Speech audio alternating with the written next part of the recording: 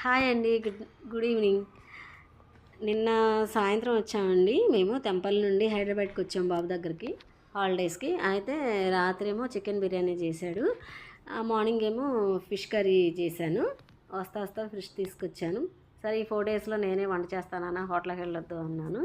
Hotel food వద్దు, నా చేతితో వండి పడదు. సరే మమ్మీ అన్నాడు. సరే ఏదో ఆఫీస్ పని మీద కొంచెం బయటికి వెళ్ళాడు. బాబును పాప ఇద్దరు వెళ్ళారు.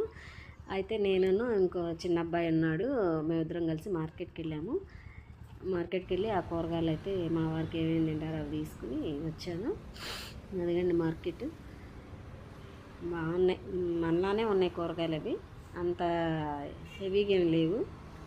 బాగుంది. మా బాబు వాళ్ళ అపార్ట్మెంట్ దగ్గరలోనే ఉన్నది. కూరగాయలు అయితే తీసుకొని వచ్చాం. ఇంకా క్యాబేజీ అదొక వెరైటీగా ఉందని చెప్పి తీసుకున్న. క్యాబేజీ ఇష్టం నాకేమో, స్వీట్ కార్న్ ఇష్టం.